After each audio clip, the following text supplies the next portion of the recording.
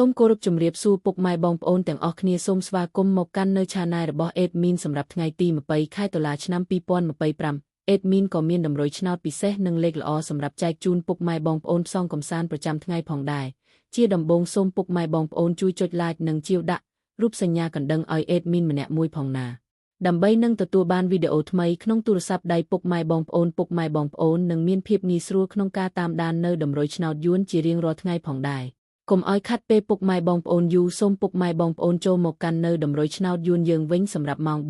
4:30 នាទីនិងម៉ោង 6:30 នាទី Admin មានតម្រុយឆ្នោតយួនល្អសម្រាប់ចែកជូនពុកម៉ែបងប្អូនយកទៅផ្សងសំណាងនៅថ្ងៃនេះសម្រាប់លេខតូច2លេខគឺ Admin មានលេខ09 26 18 06 សម្រាប់លេខពិសេស3លេខវិញ Admin មានលេខធំ3លេខគឺលេខ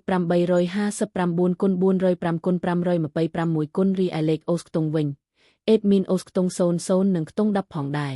បើសិនពុកម៉ែបងប្អូនដែលស្រឡាញ់និងចូលចិត្តលេខរបស់ Admin ពុកម៉ែអាចយកទៅផ្សងសំណាងបាននៅថ្ងៃនេះសុទ្ធតែលេខល្អតម្រុយឆ្នោតយើងខ្ញុំបានមកដល់ទីបញ្ចប់ហើយសូមជូនពរឲ្យពុកម៉ែបងប្អូនទាំងអស់គ្នាហេងសំណាងល្អមានលាភមានជ័យនិងចូលរង្វាន់ធំបានលុយទាំងគ្នាណាពុកម៉ែបងប្អូនជាចុងក្រោយសូមពុកម៉ែបងប្អូនជួយចុច Like និងជាវសញ្ញាកណ្ដឹងឲ្យ Admin ម្នាក់មួយផងមកដើម្បីទទួលបានវីដេអូថ្មីសូមជួបគ្នានៅថ្ងៃស្អែកបន្តទៀតណា